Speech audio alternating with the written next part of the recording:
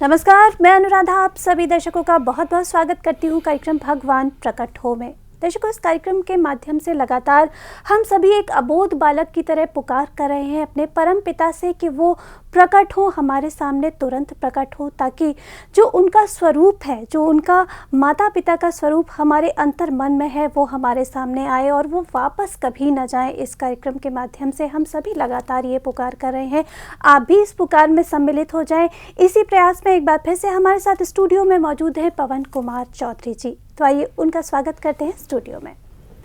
पवन जी, बहुत बहुत स्वागत है आपका। नमस्कार। बहुत स्वागत है। नमस्कार पवन जी, जैसा कि मैंने अभी कहा दर्शकों से कि एक अबोध बालक की तरह जब भी मैं आपके साथ कार्यक्रम करती हूँ तो एक अबोध बालक की पुकार जैसे मुझे सुनाई देती है कि एक बच्चा कुछ नहीं चाहता अपने माँ बाप से, सिर्फ ये चाहता है कि वो उसके समक्ष रहें। एक बात आपने अभी और भी कही थी कि माता पिता के स्वरूप जी। पहले भी बात ऐसी आई थी कि माता पिता के स्वरूप में इस अभियान में हम उसे ना हमारे मन में कोई सही पूछिए, कोई प्रश्न, कोई तस्वीर है, स्वरूप है कि भाई माता पिता के स्वरूप में तू प्रकट हो, तू ऐसे प्रकट हो, तू वैसे प्रकट हो, तू जो है जैसा है प्रकट हो। जी। तो माता पिता के स्वरूप का ऐसा कुछ नहीं है कि हम मतलब बच्चा ये डिसाइड नहीं करता है कि माता पिता का स्वरूप कैसा होगा। तो जैसा भी है वो बस हमारे समक्ष हो, सामने हो। मैं ये जानता हूँ तू है, तू हर कण में, हर कोई कहता है कि तू है। हर कोई जिससे पूछो, किसी भी मजहब, किसी भी धर्म, किसी भी व्यक्ति से पूछे कहेगा नहीं, दुनिया का कोई ना कोई मालिक है। हमसे जरूरत के समय, हर समय जब जरूरत होती है, जिस समय जरूरत बेजरूरत भी है, उसे हम आवाज़ देते हैं। तो प्रकट रहने के लिए भी हम एक आवाज़ दे रहे हैं। जी। पवन जी, एक चीज़ और मैंने आपकी पत्रिका में पढ़ी, एक हट है, जिद है। जैसे बालक की जिद, अभी मैंने कहा कि बालक का एक स्वरूप होता है, उसी तरीके से जिद मुझे समझ में आई कि नहीं, अवतार में मत प्रकट हो प्रभु, आप, मुझे कोई अवतार नहीं चाहिए, आप साक्षात प्रकट हो। ऐसा कैसे?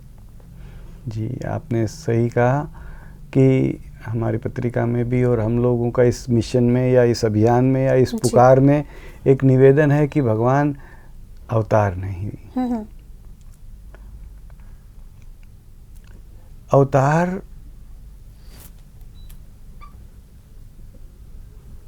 अवतार का मतलब वह भगवान जो अवतार से पहले था, जो अवतार के जाने के बाद भी था या रहेगा। जैसे मान लीजिए, हम बहुत ही, मैं फिर से निवेदन करता हूं कि हम निम्नाति निम्न किस्म के एकदम साधारण इंसान हैं और साधारण तरीके से ही हम इस एक पुकार लगा रहे हैं कि भगवान तू प्लीज़ प्रकट रहे। अवतार से मतलब एक छोटी सी बात है कि जैसे मान लीजिए कि भगवान कृष्ण धराधाम छोड़ करके अपने गोलोक धाम या जहाँ भी अपने इस धराधाम से पयान किए थे, यहाँ से विदा हुए थे।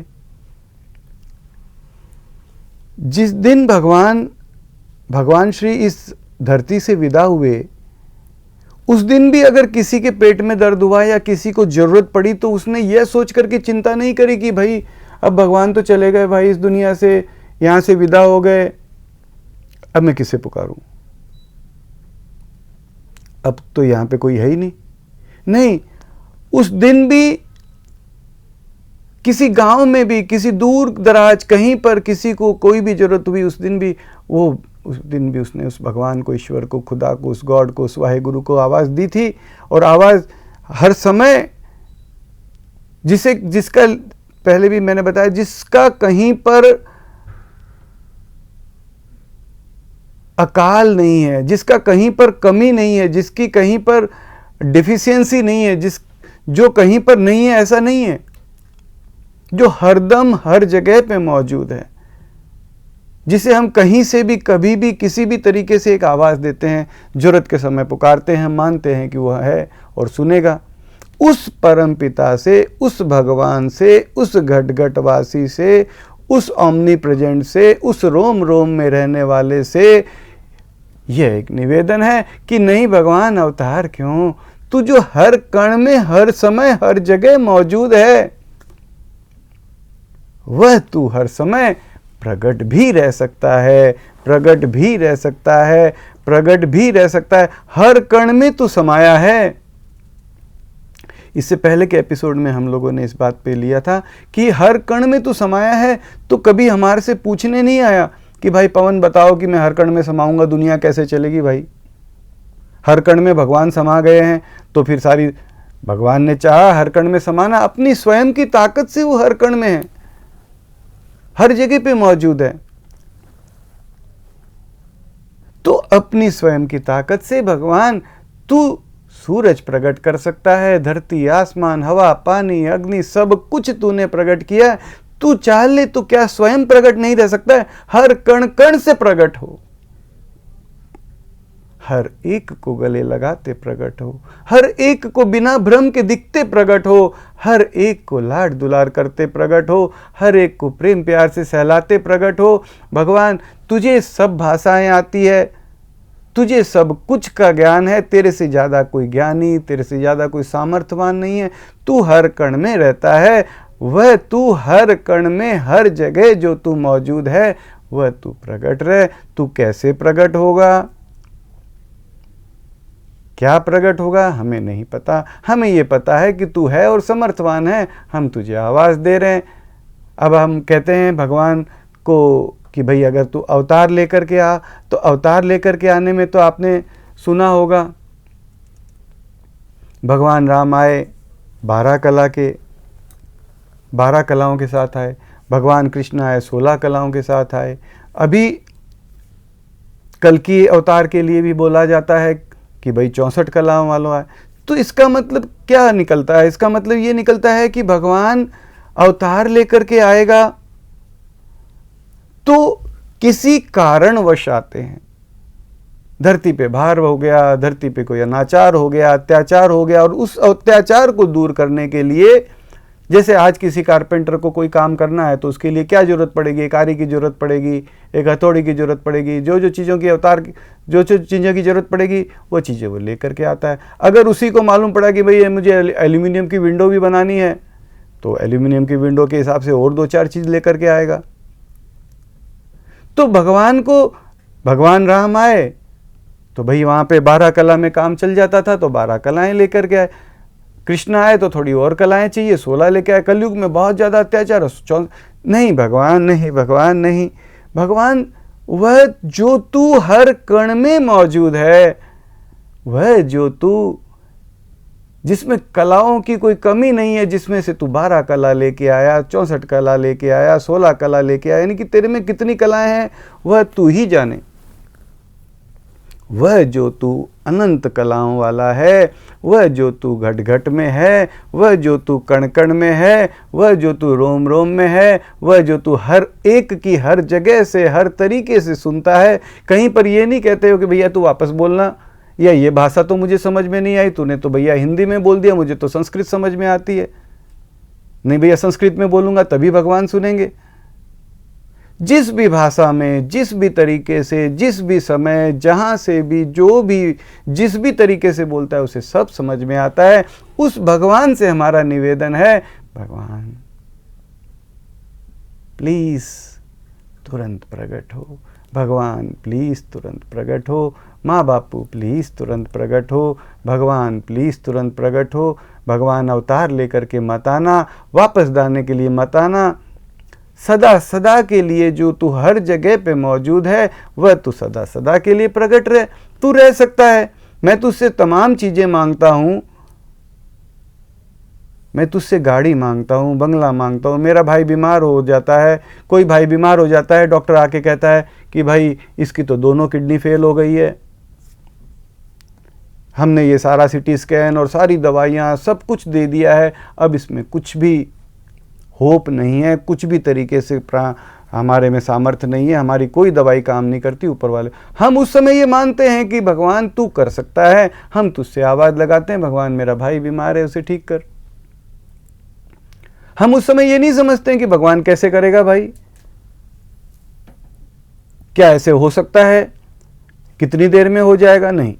करे ना करे, हम भगवान से पुकार करते हैं, भगवान मेरा भाई बीमार है, भगवान ठीक करो, भगवान मुझे गाड़ी दे दो, बंगला दे दो, भगवान मुझे बच्चा दे दो, तमाम मांगे हम भगवान से करते रहते हैं। तो क्या हम एक मांग और नहीं कर सकते? भगवान भगवान भगवान प्लीज़ प्लीज़ भगवान तुरंत प्रकट हो, भगवान प्लीज़ तुरंत प्रकट हो। माँ बापू, सारे संसार का तू रचेता है, सारे संसार का घट घट का, रोम रोम का माँ बाप तू ही है। तेरे कारण ये आज सफ़ेद है, गोरा है, काला है, ऊंचा है, नीचा है, क्या मैंने बनाया है?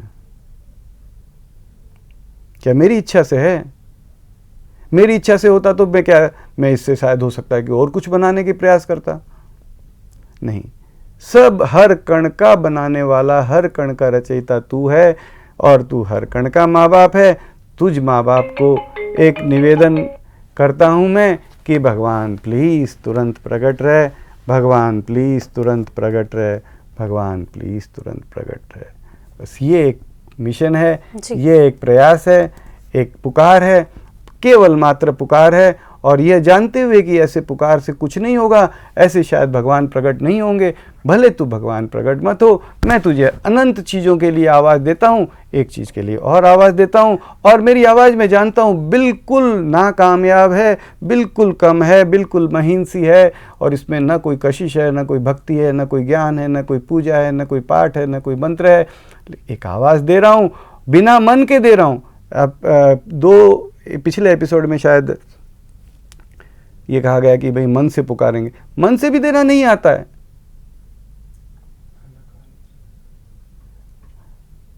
आपने रामायण में सुना होगा कि यहां तक लिखा गया है कि अगर हम भगवान का नाम अनखास, लोगों ने देखा को माई जमाई लेते राम, मतलब अनक आलसु नाम लेत मंग, भगवान का नाम लेने में अगर हम आलस से भी लेते हैं, अनक से भी लेते हैं, किसी भी तरीके से लेते हैं तो मंगल ही है। हम उसे आवाज़ दे रहे हैं, भगवान प्लीज़ तुरंत प्रकट हो, माँ बापू प्लीज़ तुरंत प्रकट हो, माँ बापू प्लीज़ तुरंत प्रकट हो।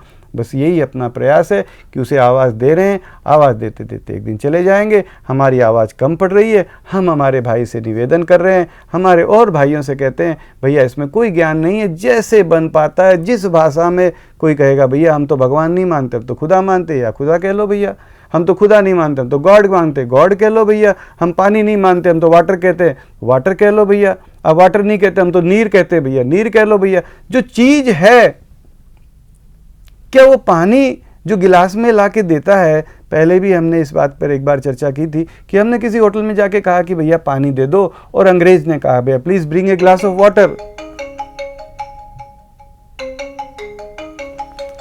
तो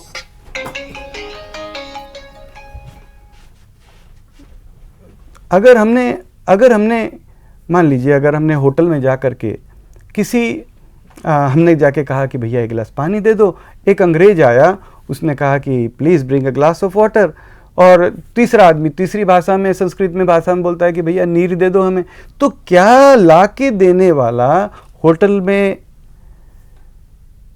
ला के देने वाला व्यक्ति उसे कहेगा कि भैया इसे अंग्रेजी पानी देना, इसे संस्कृत का पानी ले जाके देना, इसे हिंदी वाला पानी ले जाके देना? एक ही पानी है। हम उसे खुदा कहें, ईश्वर कहें, गॉड कहें, वाहे गुरु कहें, जीसस कहें, वह दो है ही नहीं। हर व्यक्ति कहता है कि वह एक ही है, और उस एक से ही हमारा निवेदन है, भगवान प्लीज प्रकट रहे, या हे संसार के मालिक, हे दुनिया के मालिक, हे मेरे माँ बाप, हे प्राणपति, हे जगत के आधार, तू मुझे सुन रहा है, मैं तुझे सुना रहा हूँ, भगवान प्लीज़ प्रकट रहे। और मैं कल नहीं रहूँगा, अगर मेरी बहन इसमें जुड़ जाती है, अगर मेरी बहन भी एक आवाज़ देती है तो मैं नहीं रहूँगा, मेरी बहन की आवाज़ कल जाएगी। मेरे सुनने वाले भाई एक आवाज़ इसमें देते हैं, मैं कल दुनिया में नहीं रहूँगा, मेरे भाई तो रहेंगे, वो आवाज़ देंगे। शायद मेरा पिता आज नहीं, कल सुनेगा, नहीं सुनेगा, परसों सुनेगा, परसों भी नहीं सुनेगा। हमारा चला क्या गया एक आवाज़ देने में? बस ये अभियान है। तो पवन जी, यहाँ पर बहुत सारी बातें आपसे हमने की और एक एक बातों से जो बात निकल कर आई वाकई काबिले तारीफ थी कि सिर्फ एक अभियान में हम आवाज़ ही तो दे रहे हैं। हमारा क्या जा रहा है, और दर्शकों वाकई हमारा क्या जा रहा है, हम अपने परम पिता को ही आवाज़ दे रहे हैं। और आप सब मिलकर आवाज़ दीजिए, मुझे लगता है कि ये आवाज़ ज़रूर पहुँचेगी जहाँ तक पहुँचनी चाहिए। तो हम इस अभियान में सभी शामिल हो चुके हैं। फ़िलहाल आज के लिए बस इतना ही। पवन जी, आपसे भी कहना चाहूँगी कि आप स्टूडियो में आए और इतने अद्भुत विचार हमारे साथ बांटे, उसके लिए आपका बहुत बहुत धन्यवाद। नमस्कार।